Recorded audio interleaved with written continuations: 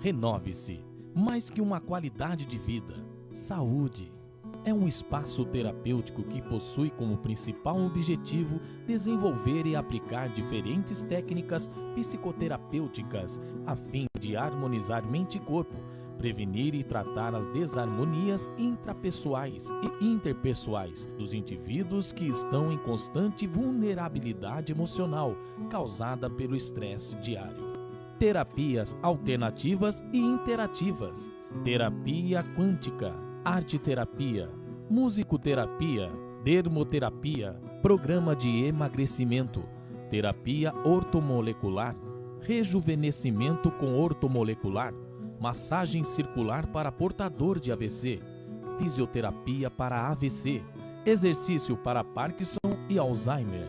Espaço aberto de segunda a sexta-feira, das 8 da manhã ao meio-dia e das 13 horas às 18 horas. Telefones 4720-0458 ou 99905-2199.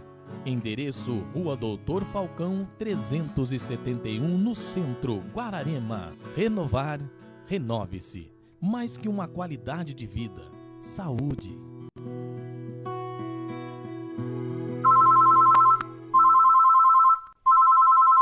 Fale com a Mega. Ligue 4693-1292.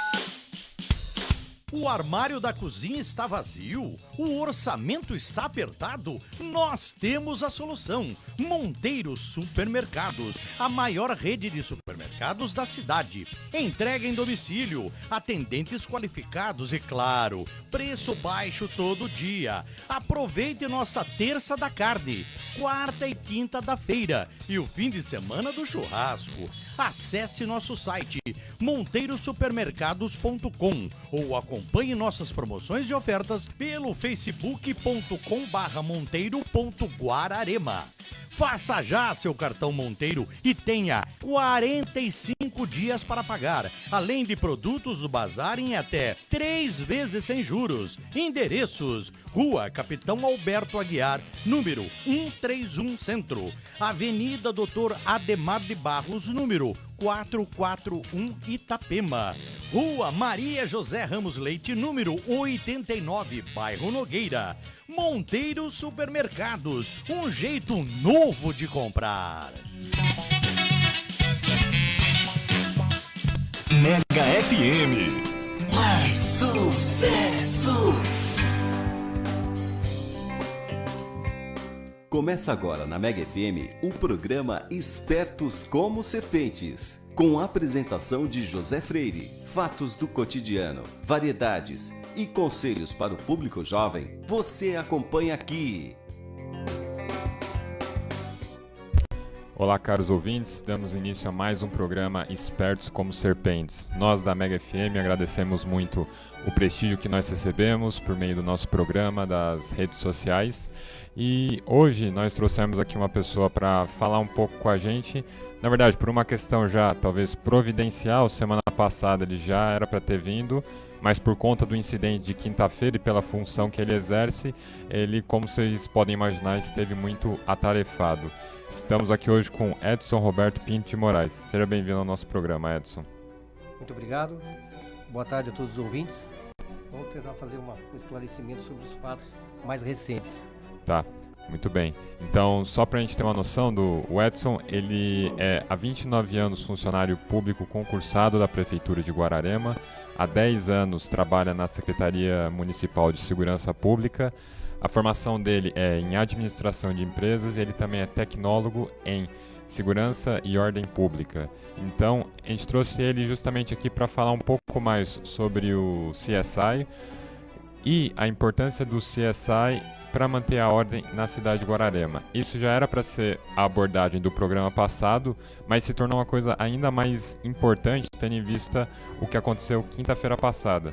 Então, Edson, num mundo que a gente está vivendo de fake news, informações desencontradas, será que você poderia dar para a gente o relato oficial do que aconteceu na madrugada de quinta-feira passada, desde a entrada dos assaltantes aqui na cidade, passando pela perseguição e a prisão deles? Então, eu achei importante até esse momento para a gente tentar desmistificar algumas coisas que acontecem, os famosos fake news, né, que a gente chamava antigamente de boatos. Mas assim, o que a gente tem de fato? O monitoramento, ele funciona desde junho de 2016 e ele funciona 24 horas, tá? Nunca ele parou de funcionar.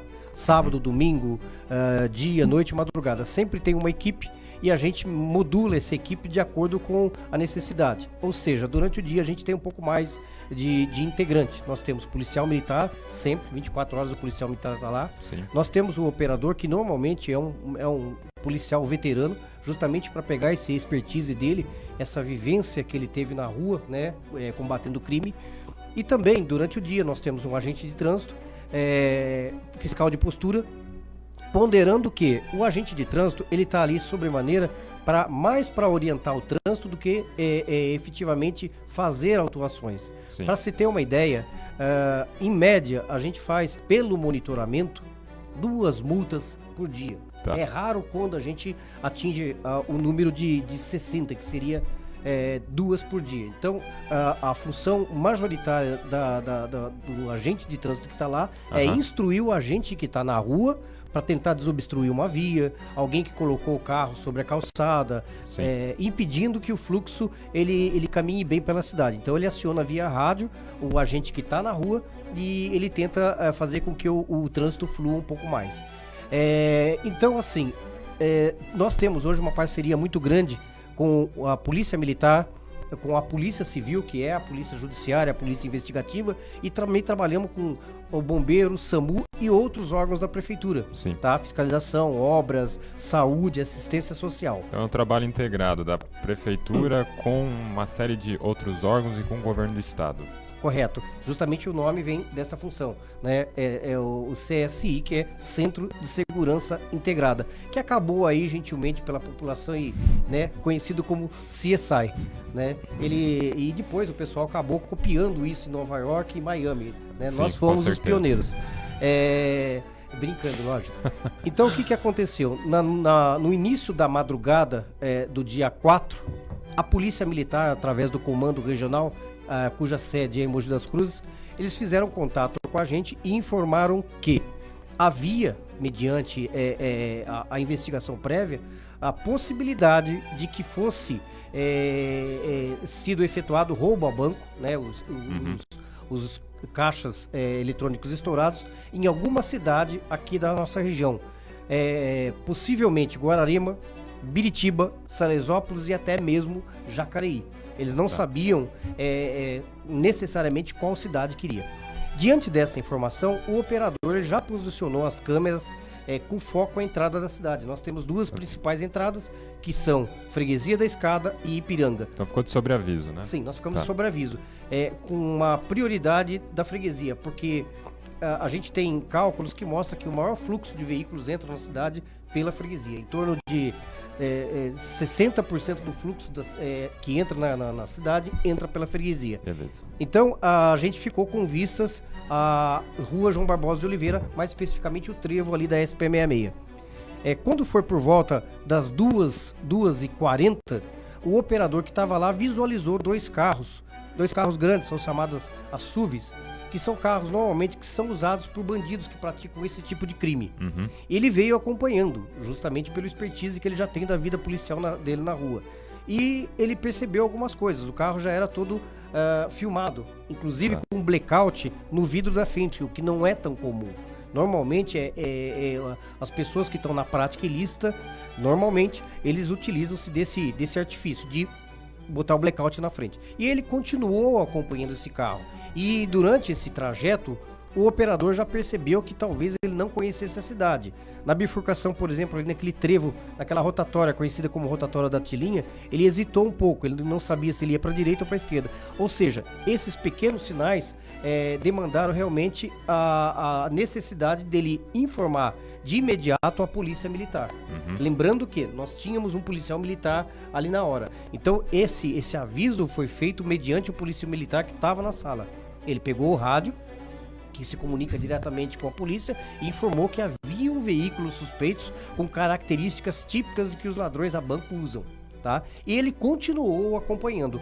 Ele percebeu que passou pelo Paudalho, ele seguiu ali na rua Coronel Ramalho. Quando ele chegou na rua 23 de Maio, ele virou à direita, ou seja, ele virou a contramão. Sim. Isso nos chamou realmente atenção e todos os operadores que estavam lá passaram então a fazer os seus contatos para avisar a equipe que estava na rua. Imediatamente ele viu que ele virou no Banco do Brasil, os dois carros, sendo que o primeiro carro ele deu sequência, ele subiu até o final da rua João de Melo, que é sem saída, desculpa, da Rangel Júnior, que é sem saída, ele vai dar no calçadão. E o outro carro já manobrou ali, mais ou menos em frente ao Rotary, e parou em frente à delegacia. Lembrando, só fazendo um parênteses aqui, que a delegacia é uma polícia judiciária, não é prerrogativa da polícia civil fazer o trabalho ostensivo, de enfrentamento. É um trabalho de investigação. De investigação. Sim. Então ali não ficam policiais que têm como missão, que têm como atribuição legal enfrentar o crime. Tá? Então, assim, em termos, só pra gente deixar bem didático, a Polícia Civil teria um caráter preventivo e investigatório e a Polícia Militar um caráter repressivo e de execução. Só uma corrigindo, a Civil ela também faz um trabalho, mas não é a atribuição dela fazer o trabalho preventivo. O trabalho preventivo é da Polícia Militar. Tá. De que forma? Com o patrulhamento Sim. preventivo e, logicamente, o trabalho repressivo, diante do crime ele combater. O trabalho da Polícia Civil aconteceu, agora nós vamos ter que investigar, Sim. que é o que está sendo feito até agora Sim. pela Polícia Civil. Uhum. Passou o fato, já teve o embate, já estão presos as pessoas, então agora vem o trabalho da Polícia Civil de investigar, tentar verificar se tem mais membros, como funciona essa quadrilha. Então muita gente falou, poxa, na porta da Polícia Civil, ali não tem policiais preparados para o combate. A função dele é judiciária, é investigativa. Sim. Pois bem, continuando, lembrando que um carro já está lá no calçadão. E outro carro manobrou e parou ali em frente à delegacia e rapidamente se posicionaram, sendo que um ficou dentro do carro, que era o famoso piloto, né? Outros ficaram nas esquinas tomando conta para que não chegasse a polícia militar. E de segundos em segundo eles ficavam dando tiro, e a gente percebe pelas imagens, e graças a Deus, esses tiros foram dados mais na direção, um pouco mais para cima, mais para o alto. Pode ver que ali na redondeza, poucas casas têm tiro, né? Tem marcas de tiro. E outros dois entraram no banco, colocaram os explosivos, né? E tiveram êxito na ação, primeiro de explodir um caixa. Só que quando ele explodiu uma porta. Quando ele explodiu essa primeira porta, ele se deparou com uma segunda porta. Ele também explodiu. Pelas imagens, a gente percebe que não foi ela foi mais barulho do que o evento visual. Sim. Tá? O que a gente percebe? Quando disparou os explosivos, os vidros vieram abaixo, quebraram, e as luzes apagaram de imediato. Tá? Eles então esperaram um pouco, questão de segundos. Isso é uma coisa, Banco do Brasil ou Santander? Banco do Brasil. Tá. Banco do Brasil, o do lado da delegacia, do lado do Rotary, tá? E eles esperaram baixar um pouco essa poeira da explosão. Uhum. Em paralelo, no outro veículo, lembrando que nesse primeiro carro aqui debaixo do Banco do Brasil, tinham seis marginais, e no outro tinham 7 marginais. E eles se posicionaram da seguinte forma: 2 vieram para o lado direito do calçadão, para aquele lado do coreto, tá? Sendo que um ficou por ali para evitar que chegasse a polícia, e o outro atravessou a praça e ficou em frente à prefeitura, mais precisamente ali na Casa da Memória, disparando tiros em direção à companhia da Polícia Militar. Sim, justamente, no final da rua, em frente ao clube, né? Justamente, para evitar o quê? Para inibir que aquele policial pudesse sair, ou uma outra guarnição. Então lá tinha um policial que estava modulando justamente com o policial que estava dentro do monitoramento. Essa policial que estava lá é muito corajosa, porque não é fácil diante de tiro, você não sabe justamente se vai invadir, se não vai. Ela teve a sabedoria e a paciência para conduzir, fazer essa recepção da informação e passar para as equipes que estavam fora, inclusive para a rota, que estava modulando, ouvindo o que a gente estava informando, tá? Sim. Então a rota tinha ela estava nas imediações, por conta de não se saber exatamente qual cidade que seria invadida, ela estava nas imediações. Então ela demandou um tempo para chegar na cidade. Eu já falo quanto tempo. Tá? E 2 vieram pro lado do calçadão na outra extremidade, ficando um virado naquele canto do Bradesco e o outro mais perto ali da farmácia. Um outro entrou dentro da agência para preparar o explosivo, um outro ficou no carro, o piloto, e o sétimo, ele ficou mais ou menos no calçadão o tempo todo com um telefone celular. Possivelmente ele estava em contato com um olheiro, que depois se descobriu que esse olheiro estava ali perto, na SP66, um pouquinho para baixo ali, onde tem aquele caldo de cana, bem embaixo daquela ponte. Uhum. A função dele era avisar, olha, tá vindo reforço policial. E ele fez isso, Sim. tá? Quando a rota passou por ali, ele fez esse aviso e a rota o prendeu. Ele tentou fuga, mas ele foi preso ali mesmo. Tá, Você percebe que foi uma ação coordenada, realmente. Foi né? uma ação coordenada e a gente tem sim a certeza de que outros membros vieram, possivelmente 3 dias antes, para saber exatamente quais os pontos de chegada da Polícia Militar. Porque eles se posicionaram muito bem, eles conheciam. Sim. Eles sabiam onde era a companhia, eles sabiam por onde a polícia poderia chegar. Pois bem, a gente viu várias imagens na imprensa de sair uma fumaça do Banco Santander. Aquela fumaça é o alarme que dispara. Quando dispara o alarme, também estoura uma fumaça. Aquilo não foi explosivo. Ah, Tá? O Santander não teve nenhum caixa explodido, vamos chamar assim. Tá? Sim. Então eles não tiveram nenhum êxito de sequer conseguir explodir. Já o outro, apesar deles terem conseguido explodir o caixa, eles também não tiveram tempo para poder extrair dinheiro, não pegaram nada. Tá? Pelas imagens, a gente percebe que quando a rota entra na cidade, ali pela freguesia, passando ali pelo portal, a gente já percebe que o ladrão que estava responsável pela comunicação, ele já faz gestos para a outra equipe já recuar, como diz na linguagem deles, moiou, né? Deu errado, não deu certo, vamos embora, né? Até a gente vê um deles fazendo um gesto tipo, pô, o que está acontecendo, né? Então ele recolheu essa equipe dele, da Rangel Júnior, desceu e virou à direita, na contramão, na rua 23 de Maio, tá? Desculpa, ali é a rua Dr. Silva Pinto, saindo em direção à banca de jornal, à igreja, onde é o Barão ali. Sim. E o outro carro tomou o mesmo sentido. Ele veio também da rua Rangel Júnior, já logicamente frustrado, não tiveram êxito nenhum, e viraram ali também atrás desse carro. Contornaram à direita e seguiram sentido estação. Nesse momento tinha 2 viaturas da Polícia Militar, que logicamente, sob a pressão de tiros de fuzil, eles se abrigaram ali atrás da igreja e chegaram a disparar contra o carro. Porém, o carro dos bandidos eram blindados, né?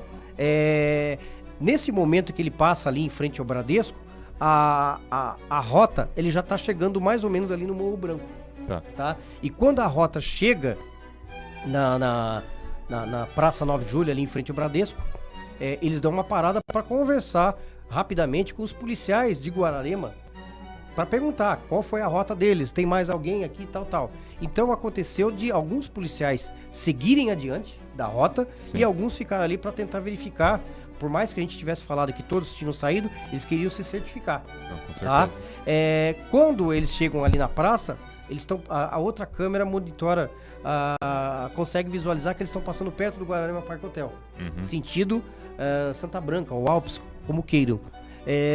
Nessa fuga, nessa empreitada, a rota passou ali mais ou menos ali perto do cinema, e ali eles jogaram os miguelitos, que são ferros, né, pequenos pedaços de arame pontiagudos, que eles são soldados, e quando você passa por cima, ele perfura o pneu. Sim. Tá? Infelizmente, uma das viaturas teve 2 pneus perfurados, uma das viaturas da rota. Ele foi encostado ali, não tinha muito o que fazer. Um seguiu adiante, mesmo com um pneu furado.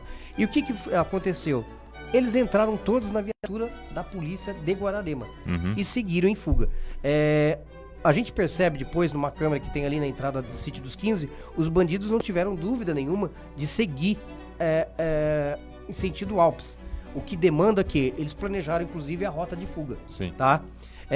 Já os policiais, a rota, que não é daqui, é de São Paulo, eles deram uma titubeada naquela entrada. Foi quando, então, veio o carro de Guararema, a Polícia Militar de Guararema, e eles fizeram o gesto tipo, passa na frente você, porque vocês são daqui da cidade e vocês conhecem. Então, a primeira viatura que chegou no momento do combate foi o da Polícia de Guararema. Sim. Tá?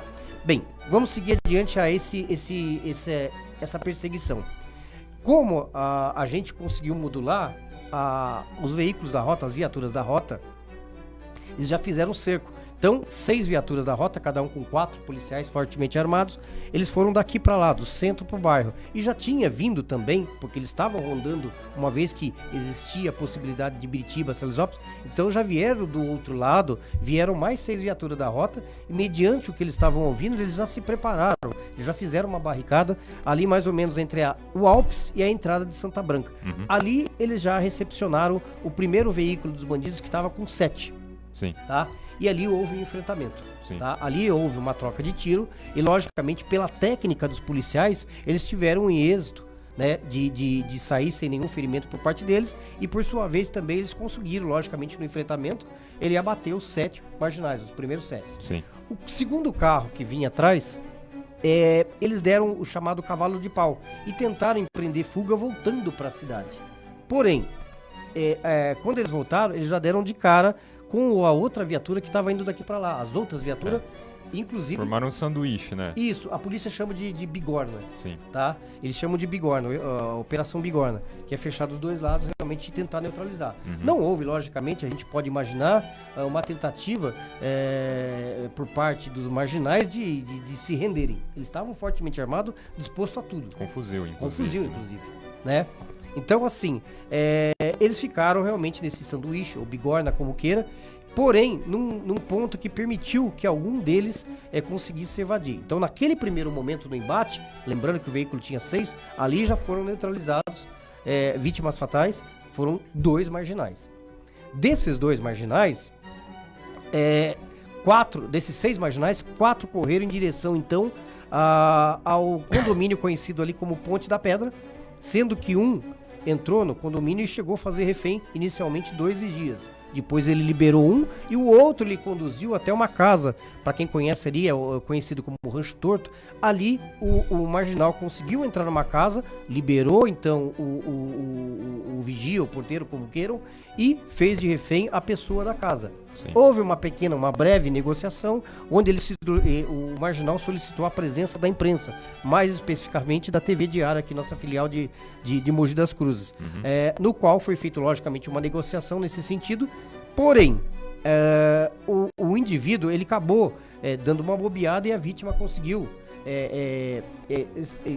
vamos dizer assim, se afastar um pouco. Nesse momento, a perícia do policial, quando ela se esquivou, o rapaz, o marginal, ele pegou uma arma e apontou em direção aos policiais militares da rota. E logicamente não tem o que fazer, é instintivo. Sim.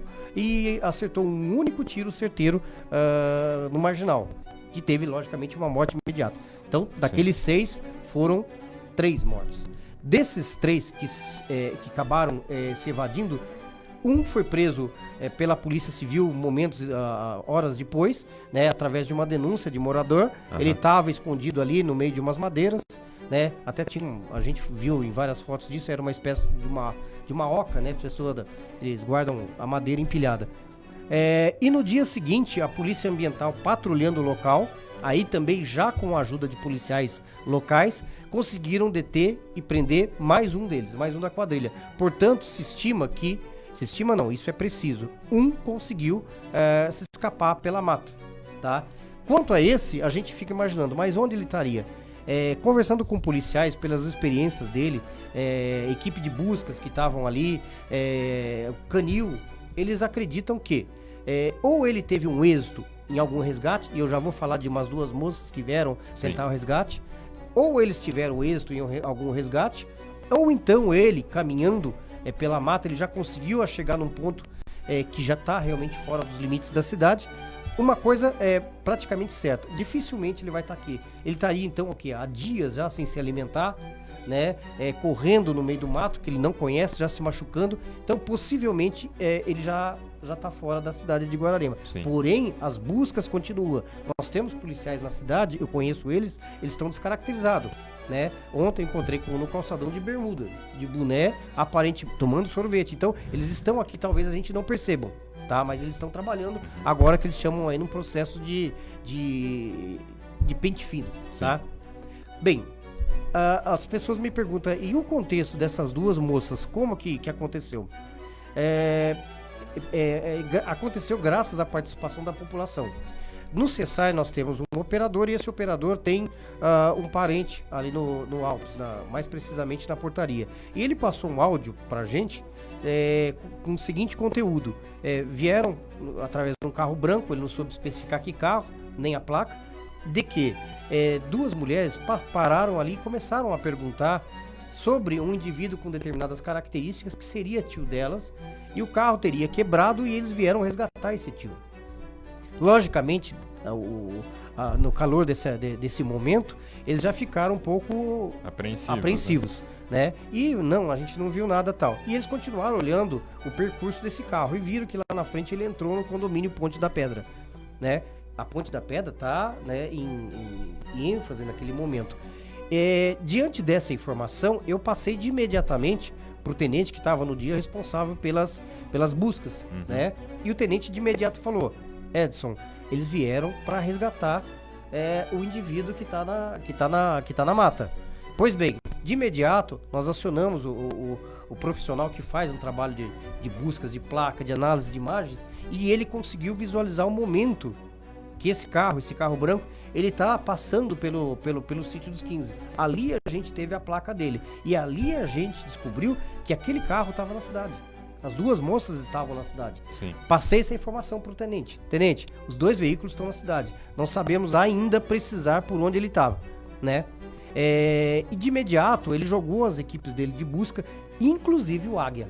O Águia, que estava aqui no Ponte da Pedra, ele se direcionou para lá com a tendência de tentar achar esse carro circulando pelo meio da cidade. Foi um momento que a população começou muito a ligar, achou que tivesse um dos marginais, estivessem ali pela cidade, e foi muito apreensivo, né? Na realidade, eles estavam em busca deste veículo branco, tá?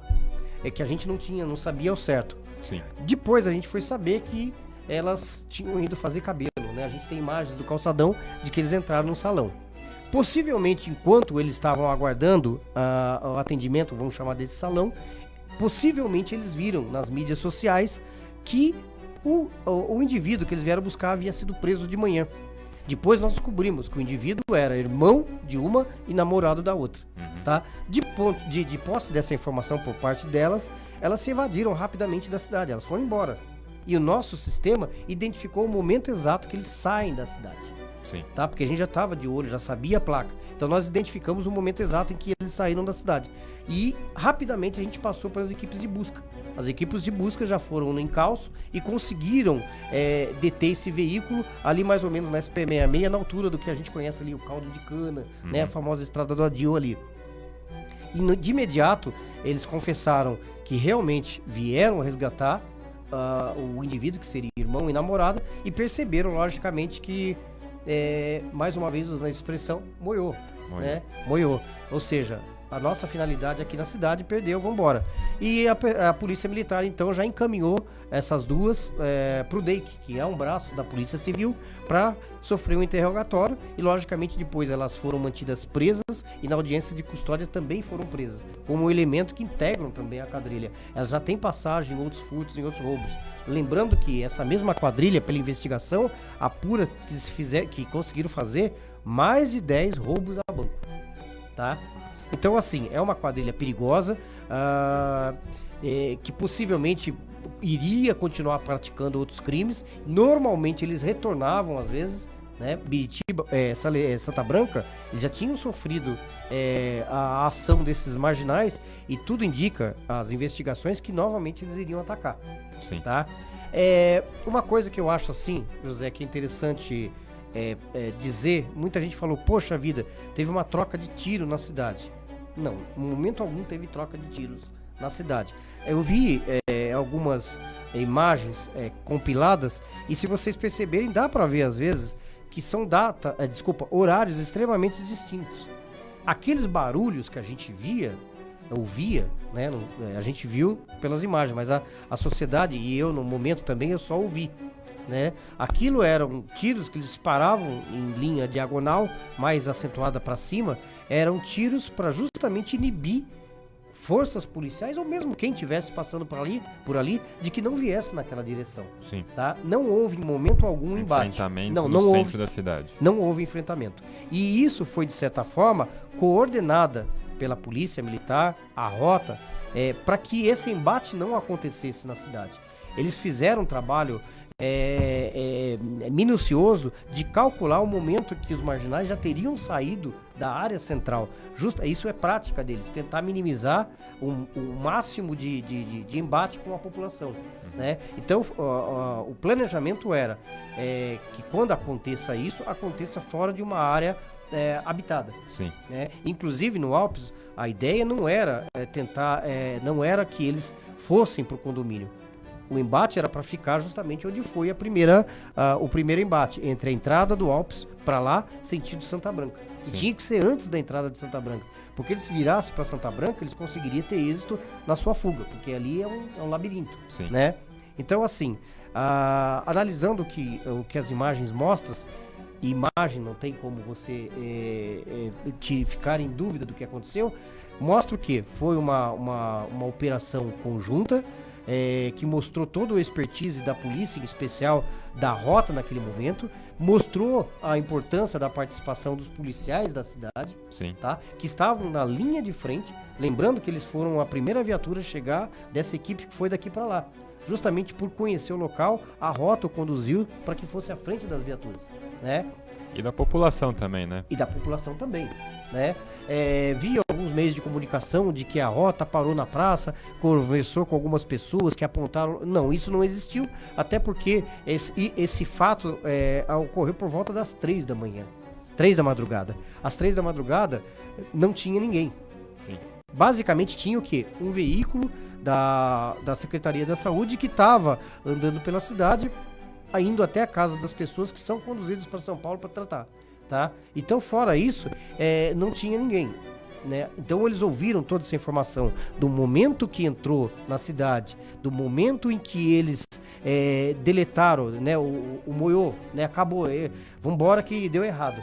Esse momento que eles foram para Santa Branca, essa rota de fuga, foram todas sinalizadas pela equipe que estava no CSI, no monitoramento, tá? Então a gente considera que nós tivemos a felicidade de poder participar desse evento, dessa ação, de uma forma extremamente positiva.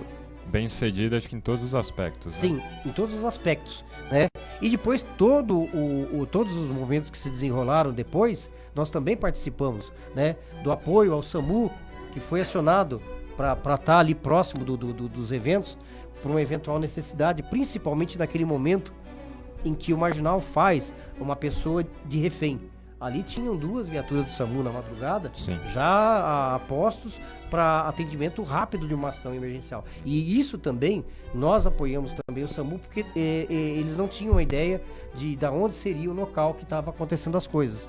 Então, o monitoramento, além do suporte à Polícia Militar, toda a logística que envolveu, nós demos apoio. Inclusive, no dia seguinte, a equipe de trânsito foi posicionada também por orientação da gente para fechar o trânsito. Sim. E, posteriormente, a equipe de trânsito e a equipe de limpeza de vias para tirar esses miguelitos que também estavam na via espalhados. Então, a gente teve a felicidade, eu digo assim, a bênção de poder participar desse momento e evitar um mal maior.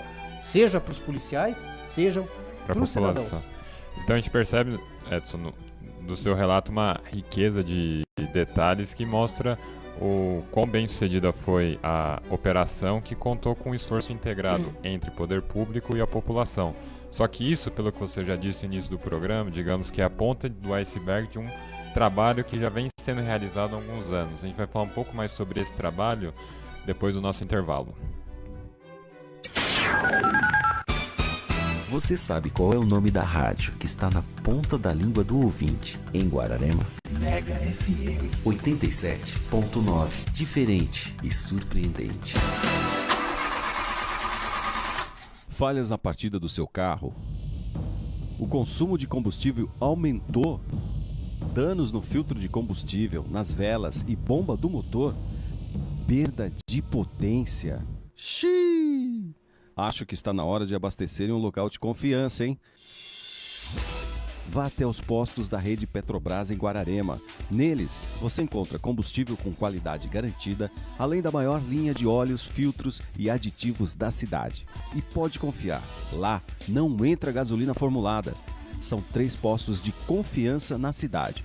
No bairro Ipiranga, o Alto Posto Reino Sol está localizado na Avenida Antônio Teixeira Muniz, número 1810. No Itapema, você encontra o Alto Posto Porta do Sol, na Avenida Doutor Ademar de Barros, número 662. E no centro está o Alto Posto Manhãs do Sol, Rua Marcondes Flores, número 500. Rede Petrobras. Além da honestidade e tecnologia, o prazer em bem servir.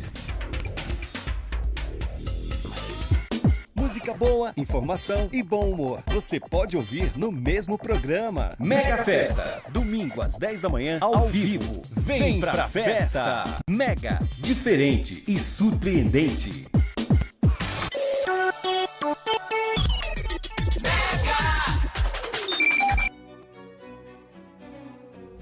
Então, estamos de volta aqui com o programa e como foi dito no primeiro bloco, essa operação integrada promovida pela Polícia Militar, ela é a ponta do iceberg de um trabalho que já vem sendo realizado há alguns anos. Queria saber um pouco mais de você, Edson, até para passar algumas informações úteis para a população.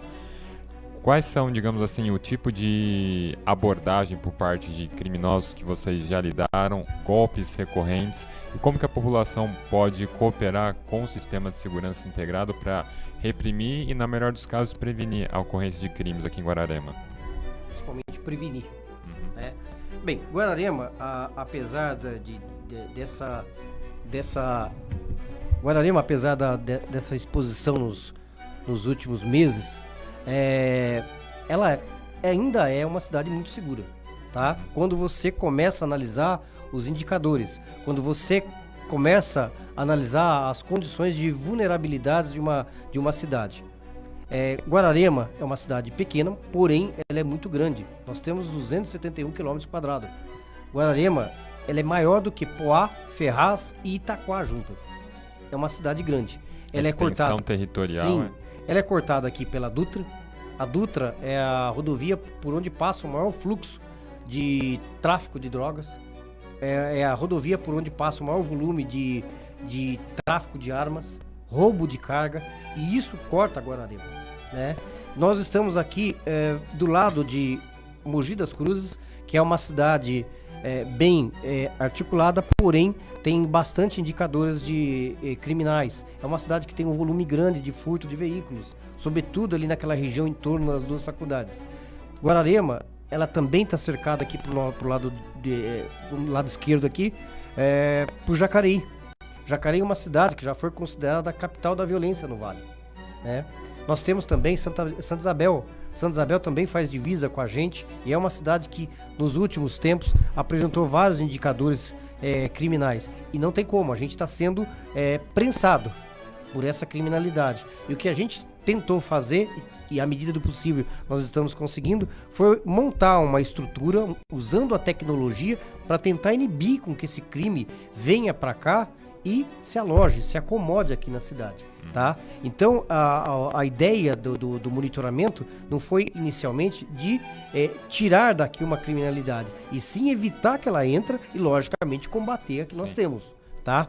Então, em junho de 2016, foi inaugurado, então, o sistema de monitoramento, que conta com mais de 100 câmeras, posicionadas de uma forma técnica. Nós analisamos, mediante os boletins de ocorrência, quais eram os pontos mais vulneráveis, o tipo de crime que mais aconteciam, em que momento, em que dia da semana aconteciam mais, em que horário. Então a gente fez um trabalho prévio junto com a Polícia Militar para saber exatamente qual é o ponto mais adequado para se colocar umas câmeras, tá? Então nós tivemos êxito nisso e foi muito assertivo. Diante disso, a gente começou a perceber o uso da ferramenta para diversas coisas, não só para questão de segurança pública, mas como uma gestão da cidade. Então hoje nós temos aí, por exemplo, um caso que a gente tem utilizado muito a ferramenta, furto em residência, tá? Talvez seja o maior problema que nós temos. Só fazendo um parênteses aqui, logicamente em termos de crime, quando se fala qual é o time mais grave, o crime mais grave, logicamente é o homicídio, né? Você extrai o que há de mais precioso, você extrai a vida das pessoas. Sim. E esse número, nós conseguimos chegar e ficar 36 meses, 3 anos, sem ter um homicídio.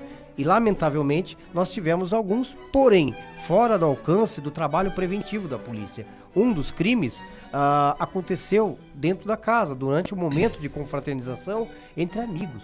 Sim. Né? Onde o álcool e até o mesmo de outro tipo de substância fizeram que as pessoas perdessem o controle e viessem a causar um mal maior. Nós tivemos também um outro crime que aconteceu em Guararema, nacionalmente conhecido, e que Guararema foi peça fundamental, o monitoramento foi peça fundamental para se descobrir, que foi o caso Rayane. Foi Sim. graças a uma imagem de uma das câmeras do sistema, mais precisamente aquele da rodoviária, que permitiu que a gente identificasse o autor do homicídio. Uhum. Tá? A moça não era da cidade, ou seja, foi um infortúnio. E mais uma vez, o envolvimento aí do álcool e das drogas. Sim. Tá? Isso é fato. E recentemente nós tivemos um homicídio também de cunho passional, onde um casal, né, se desentenderam por motivos desconhecidos e o companheiro veio a cometer o mal maior, o homicídio, e depois veio a suicidar. São crimes contra a vida que não tem o que se fazer para prevenir. Não tem. Tá? Acontece dentro da casa. Não há como você deixar, não sendo irônico, mais um policial dentro de cada casa. Né? E não dá pra colocar câmera de monitoramento na casa de todo mundo também. Não dá. Até porque o monitoramento, fazendo uma parte, a gente preocupa-se muito com a questão da exposição da imagem. Todos os profissionais que trabalham lá, eles assinam um termo de confidencialidade. Tá? E essa exposição da imagem, ela é muito criteriosa, muito bem cuidado. Eu vejo que as pessoas às vezes colocam no Facebook, mostra a cara dele, mostra a cara. Enquanto não se tem um julgamento, a nossa legislação pressupõe de que a pessoa não é culpada ainda, por mais que você tenha flagrado. Sim. Então não é nossa função fazer a justiça. A justiça é do judiciário, né? Num trabalho que é feito pela Polícia Civil e encaminhada para o judiciário. Mas assim, a maior utilidade que a gente teve aqui foi para combater os furtos em residência, né? E os furtos em residências, os furtos em gerais, são muito difíceis de combater, porque normalmente ninguém viu. Você não tem uma fonte de referência. Então, o monitoramento, ele também conta com a ajuda, às vezes, de câmeras de particulares. Nós tivemos um caso que a câmera de um vizinho ajudou a mostrar, uma câmera de uma qualidade mediana, ele ajudou a mostrar pelo menos o horário e que tipo de carro. As imagens eram um pouco embaçadas, mas dava para ver que era um Peugeot prata. De posse dessa única informação, o nosso sistema aí conseguiu descobrir qual é esse veículo, porque depois ele passou e pelo intervalo de horário a gente conseguiu definir qual que era esse veículo. Naquele dia ele teve êxito, ele levou as coisas dele, do cidadão, né? Então, um ponto para ele. Só que a gente já sabia todas as características do veículo, a placa desse veículo e mais ou menos o horário. Normalmente o marginal que furta a residência, a prática dele é entre 8 e 11 da manhã, meio-dia. A grande maioria, a estatística aponta que é na parte da manhã. Tá? Não à noite. Não à noite. À noite as pessoas estão em suas casas e nós não temos muita incidência, praticamente quase nada de roubo. Tá? A diferença de furto é o indivíduo não está presente à cena do crime. O roubo já há uma ameaça, há um apontamento de arma, faca, qualquer coisa. Então diverge um pouco. Né? Nós não temos aí um grande número de pessoas que são roubadas, ou seja, quando elas estão na casa. Esse veículo, então, voltando, ele voltou para a cidade. Tá? E a gente já sabia então a placa dele. E quando ele entrou, nós detectamos um momento que ele entrou na cidade e tal, começou a circular. E de imediato a gente já conseguiu acionar a polícia militar que deteve esse cara. Ele tava, dois deles eram procurados pela justiça. Um estava com uma arma sem identificação, que a gente chama de arma raspada. Então todos ficaram presos. E nós conseguimos evitar um outro furto à residência, bem como ele vai responder por aquele furto que ele fez. Quando ele responder, aí foge da nossa alçada. Nós temos leis e o judiciário, embasado nessas leis, eles vão dar a penalidade. Às vezes a gente considera que não é justo a penalidade, mas foge da nossa alçada. Outro crime também que acontece com muita frequência e talvez seja um dos mais danosos para a sociedade são os tráficos. Sim. Tá? Eu considero aí o tráfico de alto potencial lesivo para a sociedade, porque ele não causa o mal só para a vítima, o usuário, ele causa mal para a família, para a mãe, para o pai, ele desmonta uma estrutura familiar. Aliás, a origem desse dependente já é de uma desestruturação familiar, né? Então a gente tem conseguido bastante êxito. Lembrando que há uma diferença que a gente precisa considerar de um usuário e de um traficante. Sim. Em princípio, um usuário é uma questão de saúde pública, uma questão social. A dependência química, inicialmente, é uma questão social, que a gente também procura combater, mas foge da área da esfera da polícia militar. Sim. Já o tráfico, não. O comércio, a venda, a entrega, mesmo que gratuita de droga, já se caracteriza no tráfico. Então isso a gente combate com bastante veemência junto com a Polícia Militar. Nós trocamos essas informações com a Polícia Militar, com a Polícia Investigativa, que é a Polícia Civil, e nós utilizamos o monitoramento para sim combater o tráfico. E isso tem sido bastante efetivo, tem sido bastante exitoso, porque não adianta simplesmente você pegar o indivíduo, levar para a delegacia e falar, ele está traficando. Nós temos que ter a materialidade. O judiciário, ele vai exigir isso, as provas de que realmente o tráfico está acontecendo, né? E as imagens vêm dar essa legitimidade. Sim. Ele consegue, às vezes, muitas vezes, flagrar a troca de dinheiro, de drogas e tal. E isso, para a justiça, é um elemento extremamente importante. Não fica só, às vezes, na palavra de um policial. Não fica só na palavra de uma denúncia anônima. Porque contra imagens não há argumentos. Sim, contra imagens não há argumento. Por mais que você fala, não, eu não estava traficando, eu sou usuário, as imagens mostram. Tá? E Edson, aproveitando esse momento para passar algumas informações úteis para a população, você puder falar brevemente para a gente um pouco sobre 190, como acionar SAMU, Corpo de Bombeiros, a relação do Corpo de Bombeiros com a Polícia Militar. Se você puder passar essas informações, Sim. seriam muito úteis. O artigo 144 da nossa Constituição, ele fala que segurança pública é dever do Estado, direito e responsabilidade de todos, tá? Aonde entra a nossa parte como responsabilidade, inclusive a prefeitura, de poder informar quando está acontecendo um crime, de informações que levam ao crime. Quando isso acontece, quando um crime estiver acontecendo nesse momento, você liga imediatamente 190, Polícia Militar. E passe o máximo de informações. Não adianta você ligar e falar, olha, tem um indivíduo estranho aqui perto de casa. O que é um indivíduo estranho? E onde é a sua casa? Tá? Entendeu? Aonde é a sua casa? Então, passe informações precisas. Olha, o indivíduo, ele tá de boné, ele tem um brinquinho na orelha, ele tem uma pulseira na mão, ele tem uma tatuagem, ele tá de camiseta preta, de calça jeans. Ele tem algumas características que permitam que o policial chegue até o local e ele identifique qual que é esse agressor, qual que é essa pessoa que está colocando em risco. Passe informações, o máximo de informações. Se você não quiser se identificar, não precisa. Se você quiser se identificar, porque a polícia pode voltar a ligar para você, pedir mais detalhes, né? Ou seja, a Polícia Militar está aí para isso. E o outro telefone que existe da Polícia Militar é o 181. 181 é investigativo. Você sabe que, por exemplo, todo tráfico ocorre, às vezes, muito próximo da casa de alguém. Passa informação. Olha, o tráfico acontece assim, quem está fazendo tal. Essas informações são anônimas, né? Então, assim, pode confiar na polícia. 190 é quando estiver acontecendo, 181 quando precisa fazer um processo de investigação. 193 e 192. 192 é o SAMU.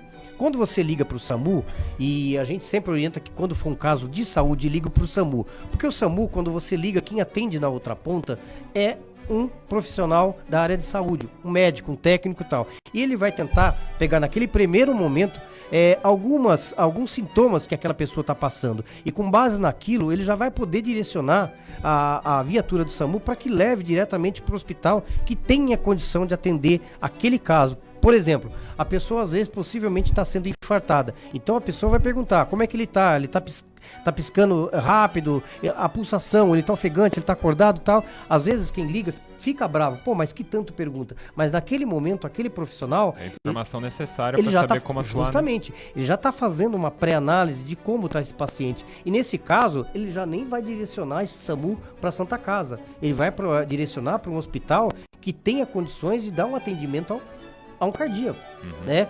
Então depende muito daquilo que você vai passar. Então às vezes as pessoas ficam um pouco bravas. 193, corpo de bombeiro, no qual a gente tem muito orgulho de ter uma unidade em Guararema. São poucas cidades que tem um bombeiro, né? E precisa toda a ajuda e todo o apoio da sociedade. O bombeiro é quando é uma situação, por exemplo, teve um acidente de veículos, precisa remover a pessoa que está, às vezes, presa numa ferragem. O caso, por exemplo, de um resgate, caiu num determinado buraco, ou então está pendurado num determinado local. Então, assim, coisas que precisam de uma atenção um pouco mais robusta. Animais também, Animais também, tá? Fazendo um parênteses aqui dentro da categoria animal. A questão, às vezes, muita gente liga pro bombeiro olha, tá com um ninho de abelha ou caixa de abelha, como queiram. Essa é uma questão da zoonose. Sim. Tá? Bombeiro não faz essa parte, né? Então, assim, sempre guardem esses telefones, tenham prioridade disso no telefone. 190 Polícia Militar, 181 Denúncia Anônima, 192 SAMU, 193 Bombeiro. Sempre deixe, se não puder guardar no celular, marque no papelzinho, coloque em qualquer lugar. E confie nessas instituições. Sim. Né? Eu não sei se a gente tem tempo um pouquinho, mas assim, eu tô recebendo aqui no Zap uma informação, estão pedindo um apoio aqui e tal, de um senhor que tá, de certa forma, pedindo ajuda, ele tá de cadeirante na rua. Pode ficar à vontade, Edson. Né? E o que eu oriento nesses casos? Nós temos algumas pessoas que ficam na praça que são os dependentes do álcool. Sim. Né? Popularmente muitos conhecidos, né? São conhecidos. O pessoal chama os beldinhos, Sim. né? Que tecnicamente são alcoolistas. Sim. Né? Alcoólatra, aquele que idolatra o álcool, ele tem uma simpatia pelo álcool, mas ele tem o controle. Esses não, esses são alcoolistas. Eles têm uma dependência e precisam de tratamento médico, psiquiátrico, social, da família, tá? Não são marginais. Né? Não precisa chamar a polícia militar para dar um atendimento ao beldinho, a não ser que ele esteja quebrando alguma coisa, se trata do vandalismo, brigando, fazendo alguma coisa que entre na esfera da polícia militar. Do contrário, eles precisam de tratamento e a prefeitura tem um programa. Infelizmente, muitos deles são tratados, saem novamente, vão pro álcool, não é fácil. A dependência, o bom é que não se entre, porque depois de entrar é muito difícil de sair. Já esses andarilhos, que é comumente chamados, eles vêm para a cidade, às vezes eles são de passagem e tal. Quando acontecer isso, por favor, liguem para assistente social, porque no telefone 4693 8390, porque assistente social ele vai até essa pessoa tentar identificar o porquê que ele veio para a cidade. Muitas vezes são pessoas que têm problema psiquiátrico, muitas vezes são pessoas que estão perdidas da família. A gente já teve N casos que a gente conseguiu achar família.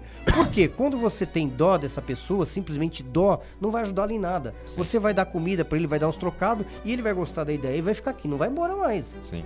Né? E não são moradores daqui, não tem uma raiz como aqui. E muitas vezes estão precisando de uma ajuda que não é a comida. Sim. Eles querem, a maioria, eles estão perdidos da família, ou eles estão com problema psicológico, não lembram mais. Então, a assistente social é a profissional preparada para tentar extrair dessa pessoa o máximo de informação e direcioná-lo para a família, para um tratamento. Então, assim, quando a gente justamente ajuda de alguma forma, você está simplesmente enraizando o problema na cidade, tá? Então, eu acho que isso também é uma dica interessante para que as pessoas comecem a participar da segurança enquanto cidadão. O cidadão é um elemento extremamente importante para a segurança pública.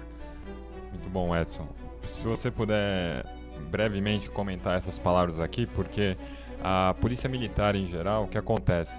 Ela realiza 10 operações, 9 bem-sucedidas, a operação que acaba tendo algum excesso, alguém acaba cometendo um erro.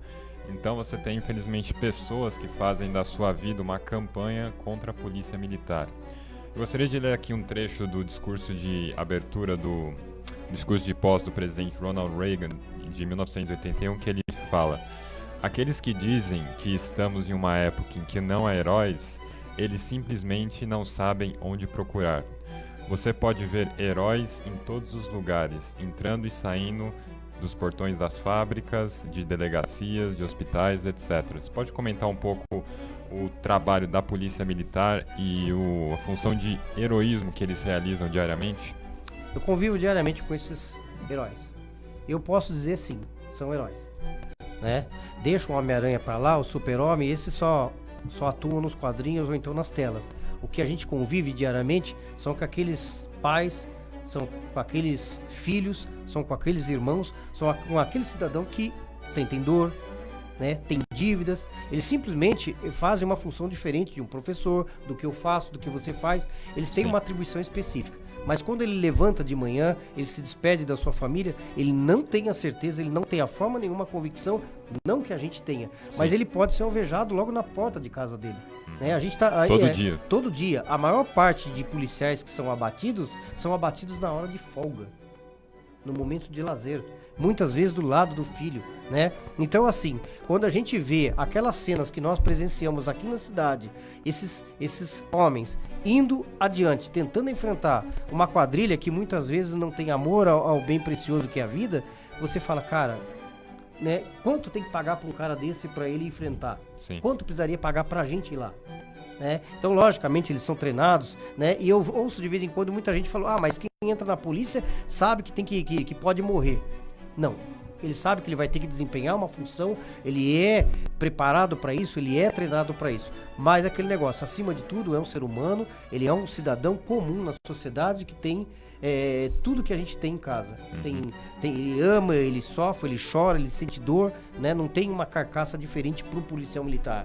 Ele não é escolhido porque ele é preparado para ser o que ele está fazendo hoje. Sim. Então, assim, eu tenho realmente muita honra, muito orgulho de ter trabalho junto com a Polícia Militar, seja bombeiro, seja policial militar que a gente conta com ele na rua, ambiental, e também a Polícia Civil, que também são policiais que desempenham uma função extremamente importante para a sociedade. Então, eu não me canso de exaltar o trabalho da Polícia Militar. Mas às vezes eles são truculentos. A polícia costuma dizer que ele reage de acordo com o que ele combate. Eu, particularmente, às vezes me pergunto aqui, porque a gente trabalha na área da segurança, qual o posicionamento que a gente tem da pena de morte. Eu sou o contrário, por um princípio cristão. Sim. Tá? Porém, a gente tem aqui, né, cada um da gente recebe talvez o bem mais precioso de Deus, que é a vida. Então, nós temos uma missão, tomar conta dessa vida que a gente tem. E o policial também ele tem uma vida que foi dada a ele. Então, quando ele vai no enfrentamento, antes de pensar que ele está atacando o outro, está tirando a vida do outro, sobretudo ele está protegendo aquele bem que ele tem, que é a vida dele. E a dos demais, né? E a Porque dos o demais. criminoso é um... Sim, o criminoso, normalmente, a gente já viu isso em cena de filme, antes dele poder praticar o crime, ele consome uma droga ou qualquer coisa e aquilo ali dá uma energia para ele, né? Falando especificamente da cocaína, do crack, eles transformam uma pessoa acuada numa pessoa corajosa. Então ele tem a coragem de pegar uma arma do porte de um fuzil, de uma metralhadora, de qualquer arma que seja, e atirar sem pensar nas consequências, sem pensar que do outro lado está um pai de família, né? E esse pai de família pode ser a gente, mas na maioria das vezes é um policial. São os nossos heróis do dia a dia. Então, assim, a eles eu faço a minha reverência, enalteço o trabalho deles de sempre, né? E aqui fica a minha homenagem específica aos policiais de Guararema, que, como eu disse, estavam na linha de frente do combate a esses criminosos. Gente, só uma coisa de terminar o programa, o Pedro vai colocar aqui uma mensagem do comandante Hamilton. Brincadeira, gente, a gente não tá nesse nível ainda não, brincadeira. É que sabe como é um tema meio pesado, a gente tem que dar uma soltada no final. Mas gostaria de agradecer muito a presença do Edson aqui, esclarecendo um pouco dos fatos e expondo pra gente todo esse trabalho, como eu disse, o que aconteceu quinta passada, a reação da polícia, da população, é a ponta do iceberg de um trabalho que já vem sendo feito há muitos anos. Então, Edson, muito obrigado por ter vindo aqui ao nosso programa, uma excelente semana para você e muito obrigado pelo trabalho que você tem feito. Boa tarde a todos, eu agradeço o convite e estou sempre à disposição. Gente, um bom final de semana a todos, fiquem ligados no próximo Espertos como Serpentes. Até mais!